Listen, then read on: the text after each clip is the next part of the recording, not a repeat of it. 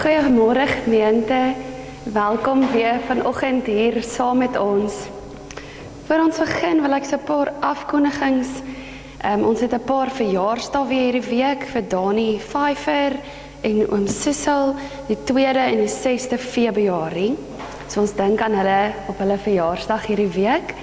En dan ook, as daar iemand is wat dalk op 'n manier betrokke wil raak by 'n kommissie of 'n diensgroep, is julle welkom om vir Telana te skakel by die kerkkantoor. En dan van volgende Sondag af begin ons met 'n 7 weke reis as entrepreneurs van hoop. En die doel en die hoop van dit is dat ons saam op 'n reis gaan en ontdek hoe ons hoop in ons gemeenskap kan raak sien en ook hoe ons by mekaar betrokke kan wees deur om in 'n omgeegroep of 'n klein groep by mekaar te kom in die week en ook te reis met ons stilte tyd met dieselfde teks vir daardie week.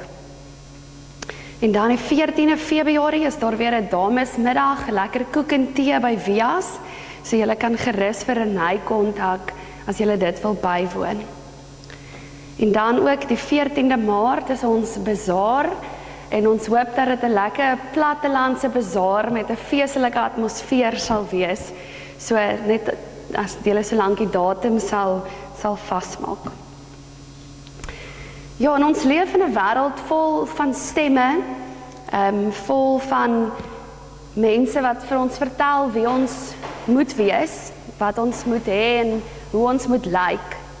En die wêreld sê vir ons is goed genoeg as ons presteer, as ons suksesvol is en as ons erkenning kry. En dikwels gebeur dit ook ongelukkig in die kerk. Maar vanoggend in hierdie epifanie seisoen waarin ons onsself beleef, kom ons terug na die lig toe. En God kom sê, hy kom verskyn met sy lig in ons wêreld. Hy is 'n lig op ons pad wat ons rigting gee en saam met hom stap. So ons kom vanoggend as mense wat wil luister, wat wil nader tree en wat na hom toe wil kom, wat onder sy beloftes wil kom staan. Die beloftes wat nie afhang van ons prestasies nie, maar net van sy genade alleen. So hy nooi ons om te hoor dat die lig het gekom vir elke liewe een van ons. Die seën is beskikbaar vir almal wat weet dat hulle genade nodig het. En daarmee groet die Here ons vanoggend. Genade, barmhartigheid en vrede van God ons Vader, van Jesus Christus ons Here, deur die werking van die Heilige Gees wat in ons elkeen teenwoordig is. Nou wil ek vra of daar van die kindertjies is wat wil vorentoe kom, wat dalk nie te skaam is vanoggend nie. Wil julle twee vorentoe kom? Okay, ek sal net vir julle 'n stokkie lekker kom gee. En dan kan julle saam met Tannie Teniel gaan.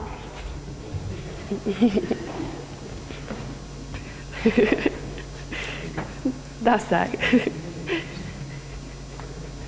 Okay, so kom ons staan op en dan loof en prys ons die Here saam vanoggend.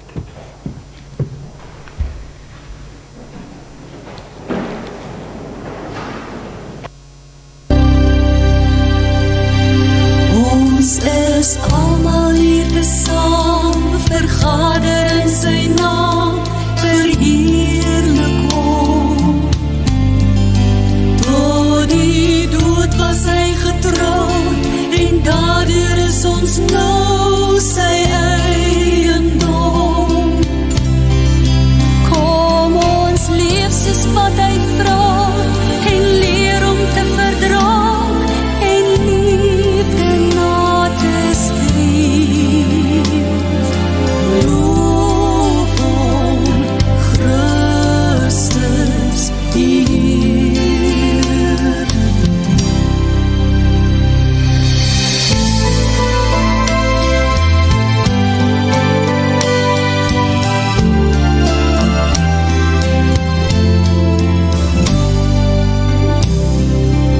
Ons is almal hier tesaam, verenig in sy naam, verheerlik hom.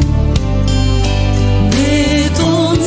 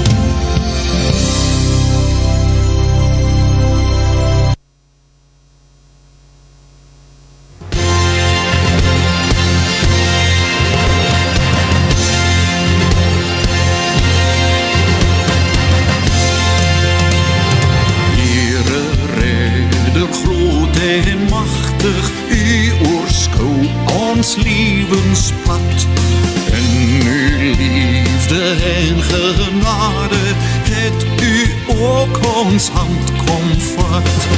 Hier uw leiding bring bevrijding, het op my hand kom vat. Het op my hand kom vat.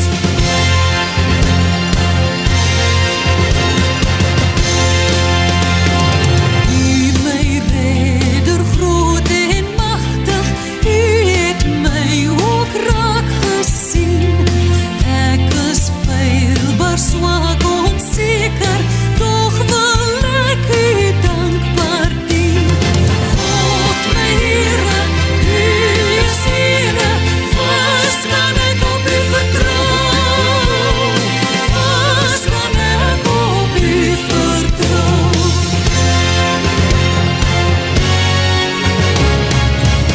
Lei my hier na die bestemming, in die woord my opgedra. Laat my lief en werk met vreugde, want dit sal volharding vra. Hier uw leiding bring bevrijding, al ons skuld het u gedra. Al ons skuld het u gedra.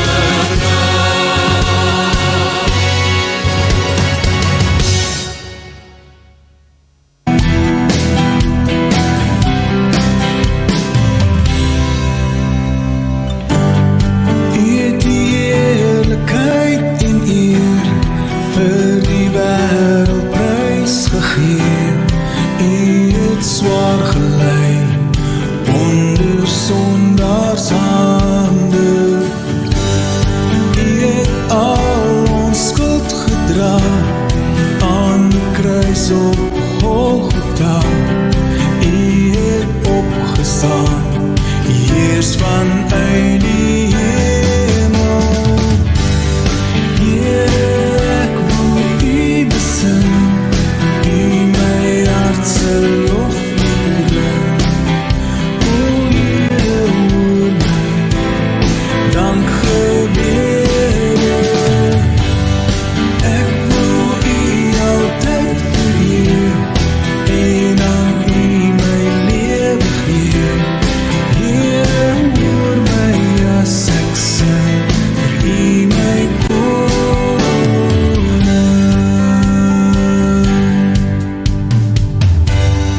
U het die heerlikheid en eer vir die wêreldprys gegee. U het swaar gelei onder sondaars hande. U het al ons skuld gedra aan die kruis op Golgotha.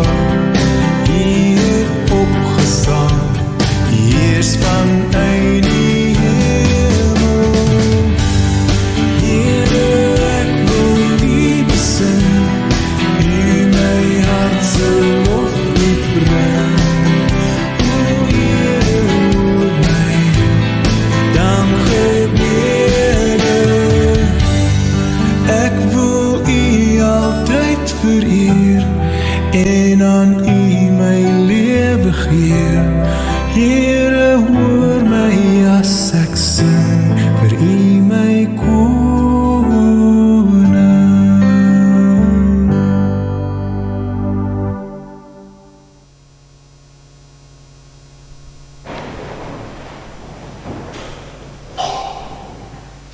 Kom ons bid saam.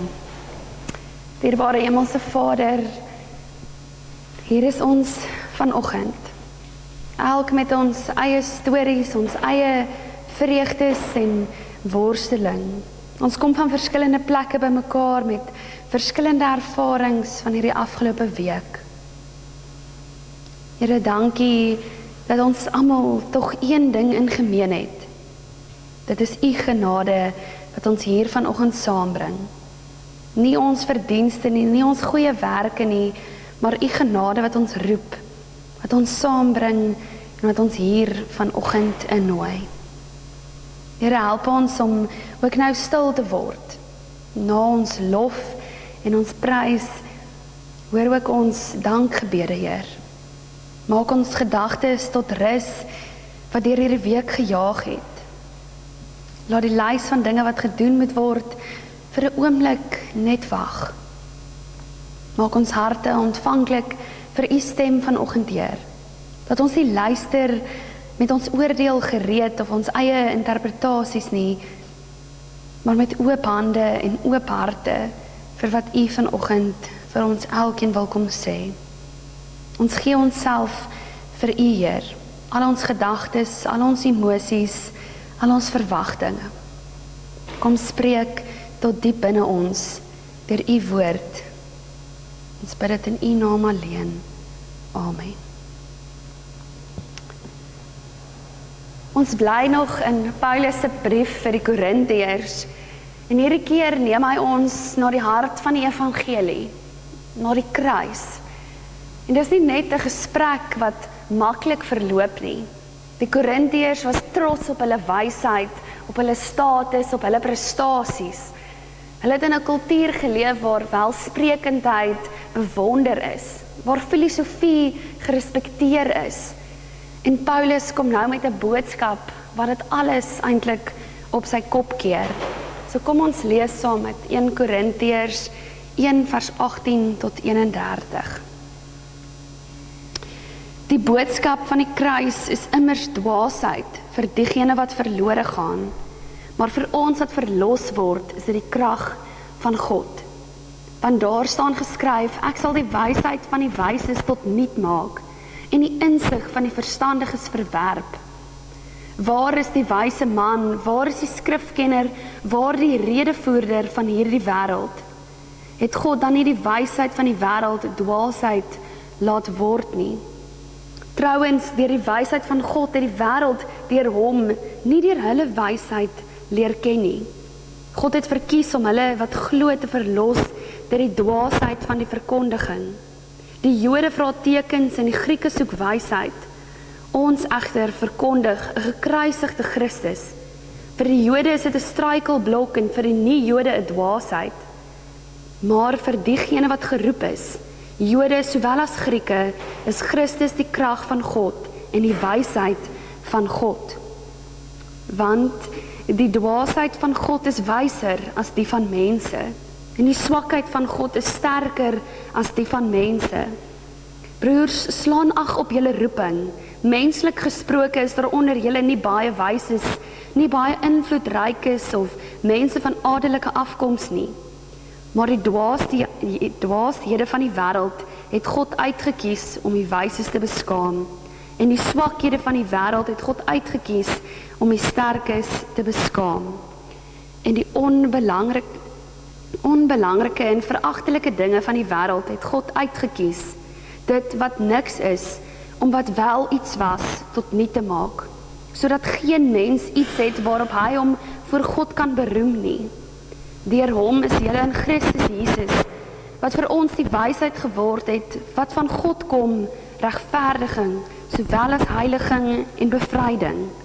Daarom, soos daar geskryf staan, wie hom op iets wil beroem, moet hom beroem op die Here. Tot sover.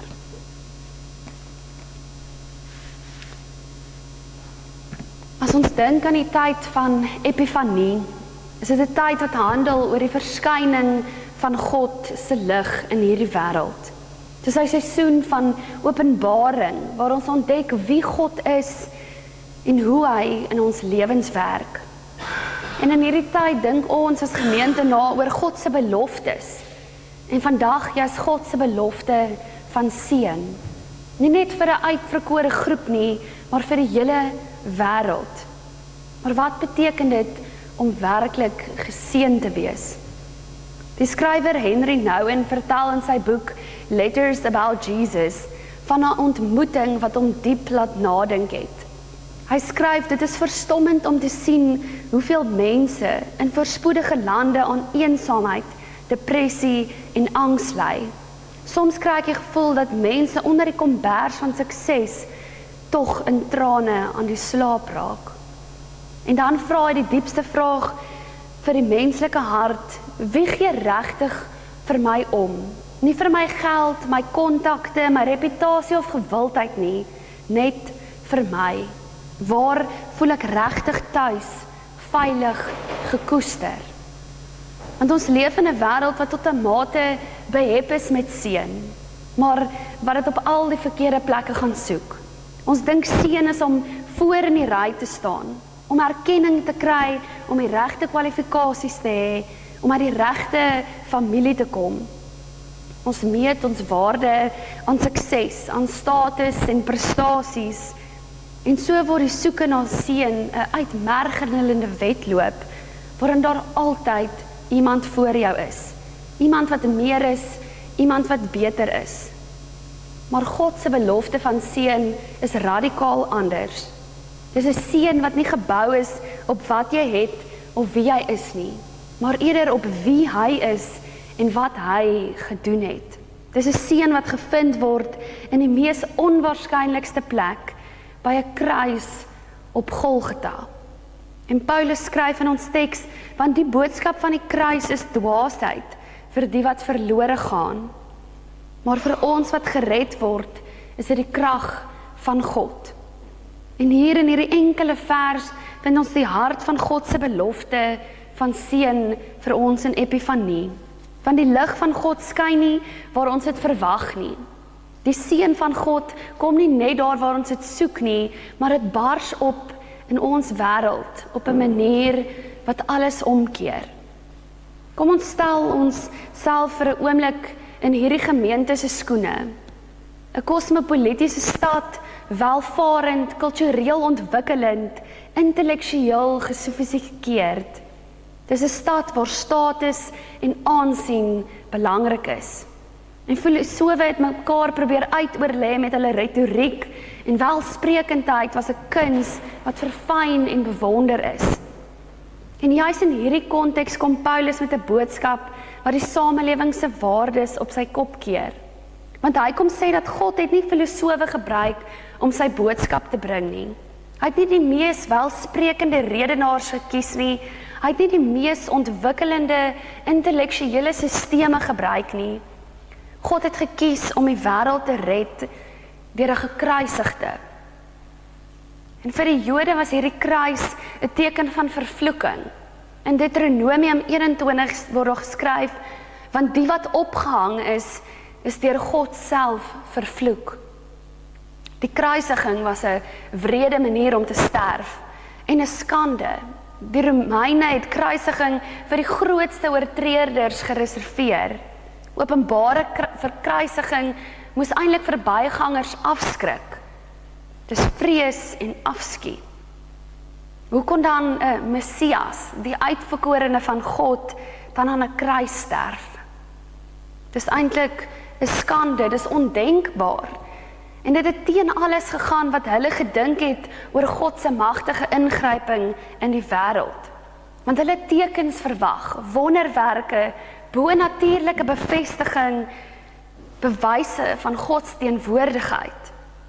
Maar in plaas daarvan kry hulle 'n rabbi wat gekruisig word. Vir die Grieke was dit pure dwaasheid, want hulle filosofiese tradisie het geleer dat die goddelike onveranderlik is, onaangeraak deur menslike lyding, verhewe bo die chaos van die wêreld.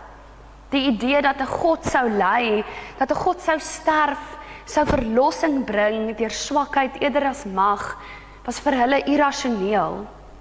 En tog sê Paulus, hierdie is presies waar God se krag geopenbaar word. Hierdie is die seën wat God beloof het.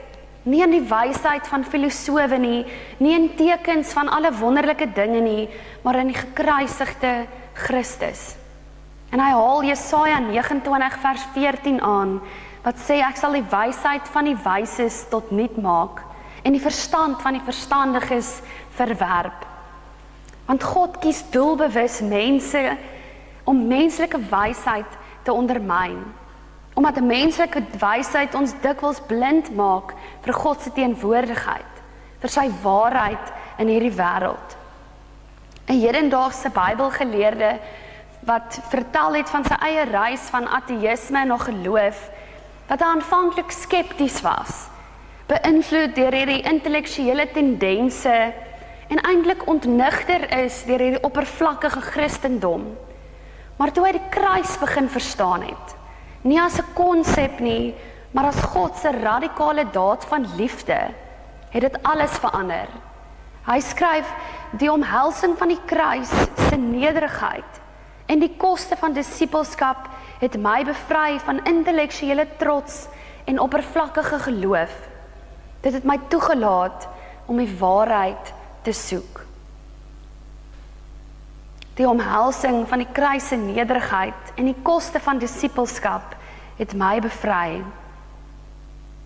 En Paulus skryf ook, en hy begin nie net met 'n teologiese punt nie, hy word persoonlik, prakties, en hy sê in vers 26, julle moet nadink, broers en susters, oor wie julle was toe God julle geroep het.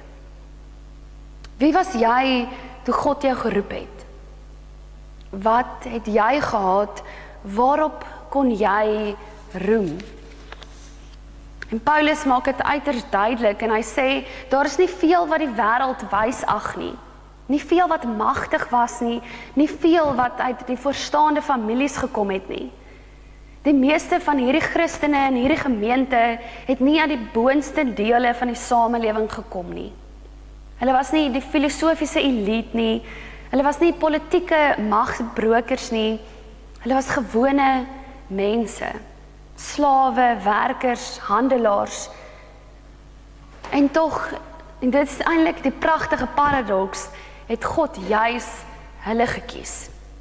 God het juis gekies wat die wêreld dwaas ag. Wat die wêreld swak ag, het God gekies om die sterkes te beskaam. Wat die wêreld laag en gering ag, ja, wat die wêreld niks ag nie, dit het God gekies om wel iets te wees. En dis nie 'n toevallige patroon nie. Dit is God se doelbewuste strategie. Hy kies die dwaases om die wyses te beskaam. Hy kies die swakkes, die veragtes, die nie gedagtes, om te wys dat voor hom staan almal op gelyke voet. En hierdie patroon loop soos 'n goue draad reg deur die Bybel. As ons dink aan Hanna, die onvrugbare vrou wat uitgelag is, wat in haar lied sing hoe God die nederiges verhef en die magtiges van hulle trone afblik.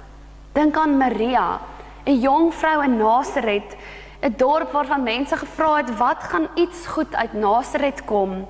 Wat uitroep, hy het die nederige gestelde verhoog en die hongeres het hy met goeie dinge versadig. Dink self ook aan Jesus se bediening. Wie was die eerste wat sy koninkryk binne gegaan het? Nie die fariseërs met hulle godsdienstige kunstigheid nie. Nie die sadduseërs met hulle politieke invloed nie, maar tollenaars, prostituie, melaatses, Samaritane. Want God se keuse is radikaal inklusief. En ons kan nie die krediet kry vir ons nuwe status in Christus nie. Ons nuwe status is geheel en al 'n geskenk uit sy hand. Want ons is ook deel van die wat sy koninkryk mag binnetree. 'n wyle professor Philip Tron het dit treffend uitgedruk. Hy sê die genade van God maak ons almal gelyk met die grond. Dit laat ons terselfdertyd gelyk met mekaar. Dit keer daarom alle menslike waardes om. Verstaan ons werklik wat dit vir ons beteken? Want in die wêreld is daar 'n rangorde. Daar's altyd iemand bo en iemand onder, iemand binne of iemand buite. Iemand wat tel en iemand wat nie tel nie. Maar voor die kruis van God van ons almal op dieselfde grond. Almal staan as sondaars wat genade nodig het. En ons almal ontvang hierdie selfde geskenk van verlossing deur Christus. Maar as dit so is, waarom ervaar soveel mense dan steeds plekloosheid? Selfs ook in die kerk. En die verskyning van God in Christus was veronderstel om gelowiges dwars deur die wêreld in eenheid saam te bind. Die boodskap van die kruis is immers die krag van God. Dit behoort mense saam te bring, grense af te breek, nuwe gemeenskappe te skep. En tog is die teenoorgestelde so dikwels waar. En hierdie gemeente het juis geworstel met verdeeldheid. Groepe gevorm rondom persoonlikhede soos wat ons gehoor het. Hulle het mekaar uitgesonder op grond van status, van kundigheid, van gawes. Die ryk en die arm het nie eers saam die nagmaal gevier nie. Die opgeleide het nie op die onopgeleide neergesien. En 2000 jaar later worstel die kerk steeds met dieselfde probleme. Ons skep steeds onderskeid waar God gesê het daar moet gelykheid wees. En Henry Nouwen praat van plekloosheid. Daardie diep menslike ervaring waar jy nêrens voel dat jy hoort nie. Die tragedie is dat gelowiges dit ook kan ervaar. En hy skryf skerp en hy sê die grootste struik is nie sukses, populariteit en mag nie, maar selfverwerping. Ons het die stemme van die wêreld begin glo. Ek verdien om verwerp te word, vergeet te word, verlaat te word. En wanneer ons dit begin glo, wanneer dit die stemmetjie binne jou is om sukses, populariteit en mag die manier is waarop ons onsself laat geld.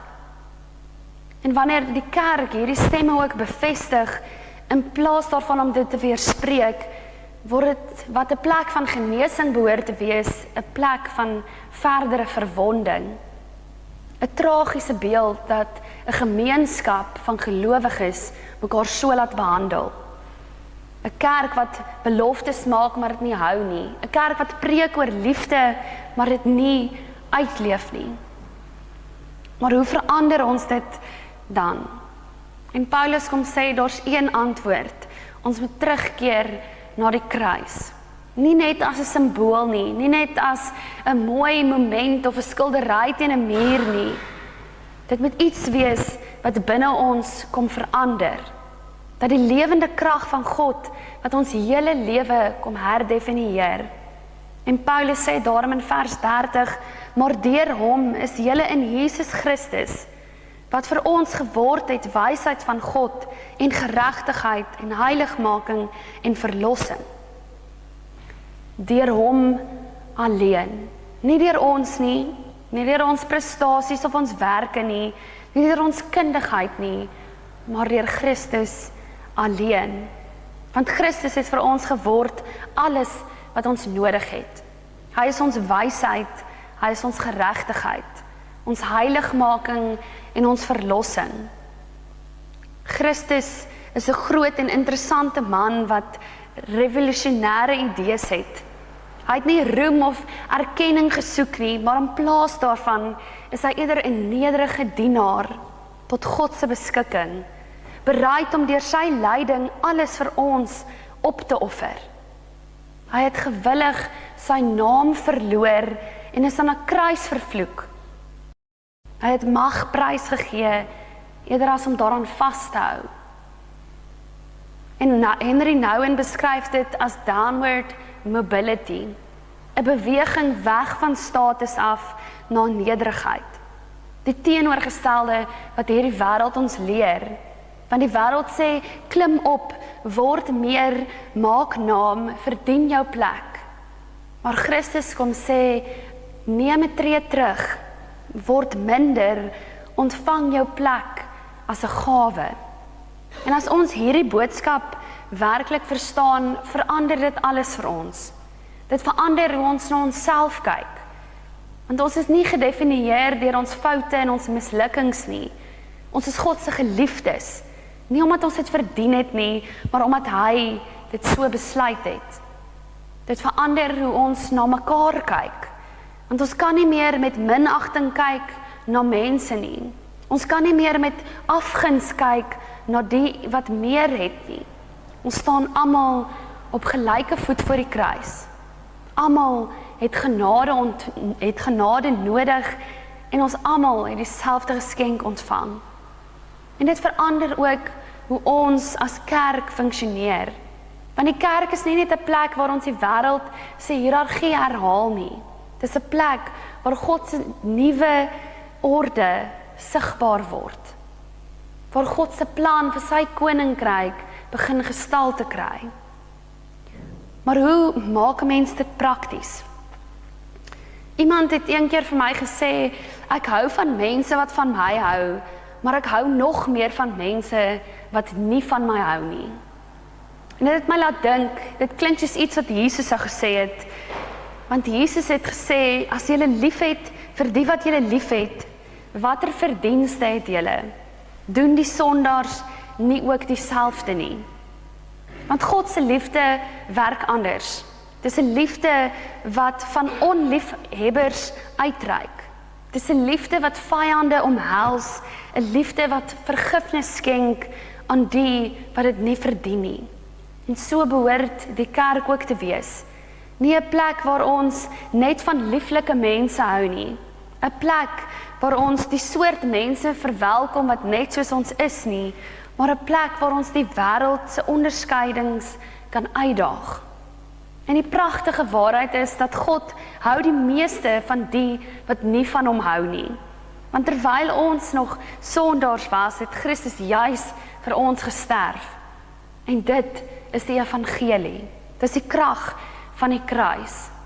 In vers 29 en 31 gee vir ons die hart van hierdie saak, sodat geen mens voor hom kan roem nie, maar sal sê, laat die wat roem in die Here roem.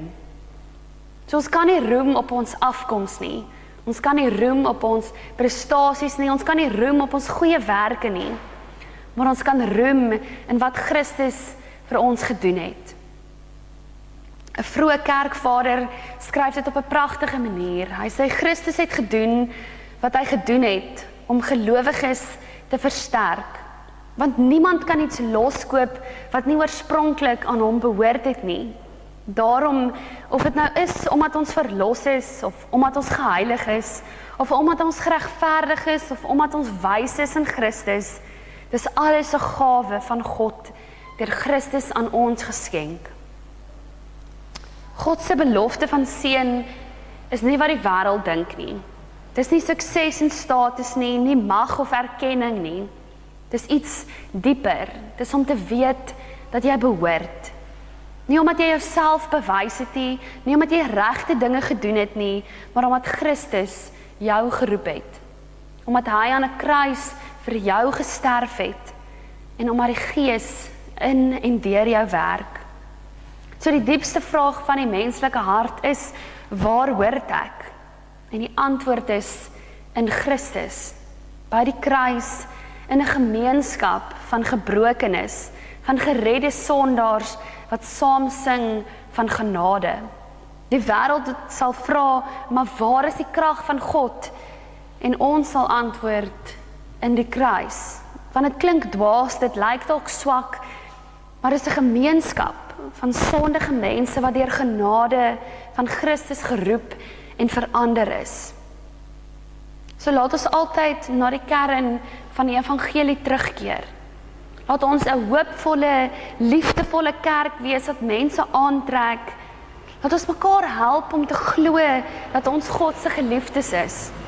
Selfs wanneer die wêreld vir ons sê dat dit nie belangrik is nie. Want in die kruis het God alles van menslike waardes kom omkeer. Die genade van God maak ons almal op gelyke grond.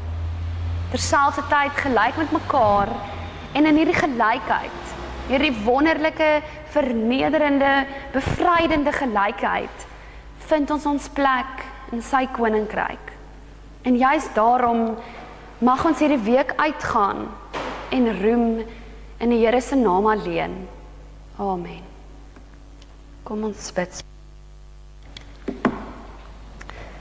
Genadige God, dankie vir u woord wat vandag tot ons harte gespreek het.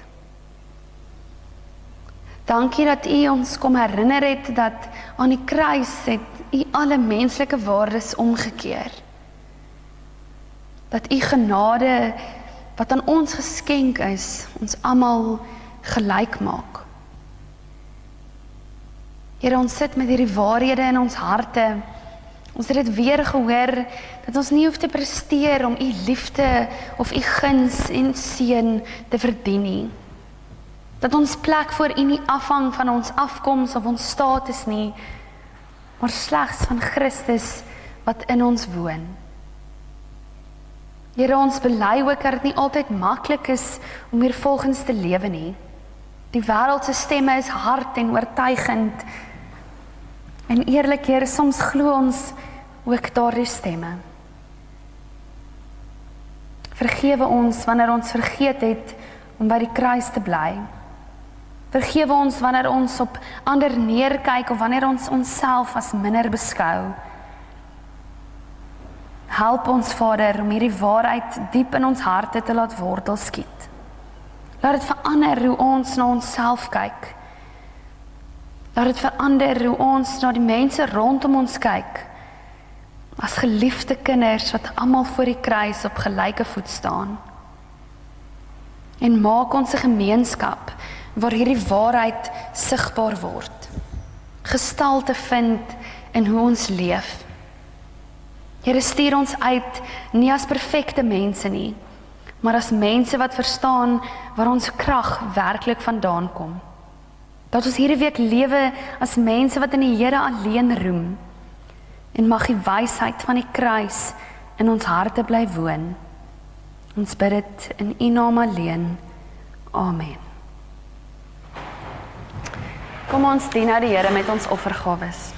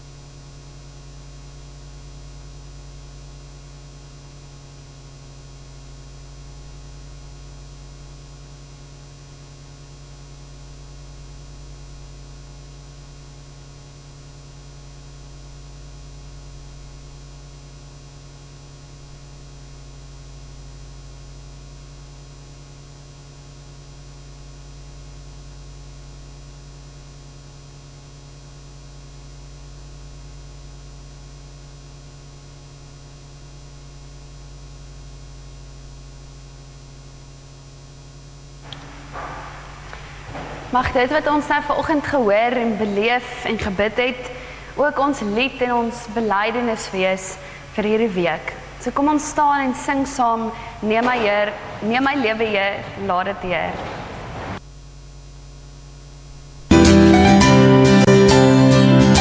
Neem my lewe, laat dit Heer, U gewy wees meer en meer.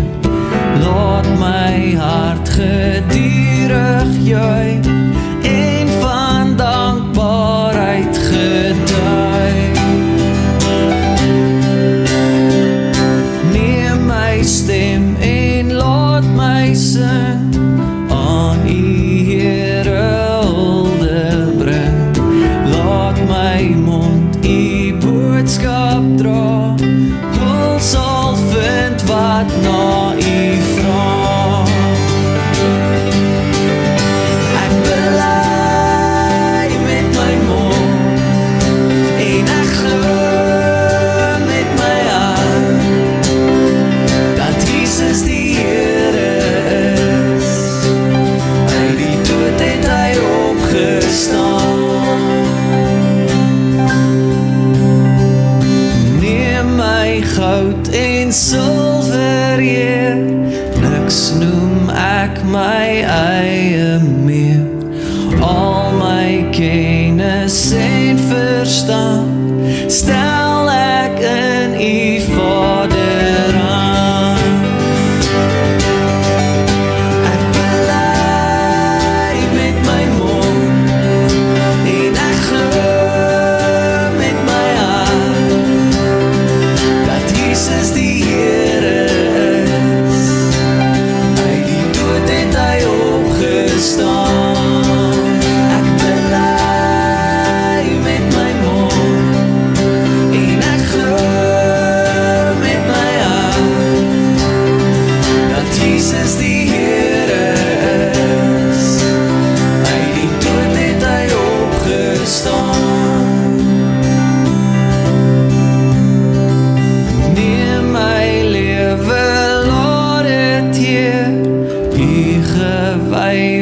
steeds meer en meer.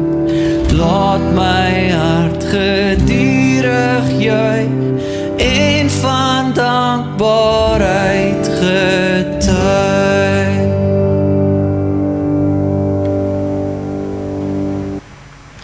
Ontvang nou die seën van die Here. Mag die Here julle seën en bewaar by die kruis waar ons almal gelyk staan. Mag Christus julle daaraan herinner dat julle deur sy genade behoort. En mag die Heilige Gees julle uitstuur om in die Here alleen te roem en hom plek te maak vir ander soos God plek gemaak het vir jou. Amen.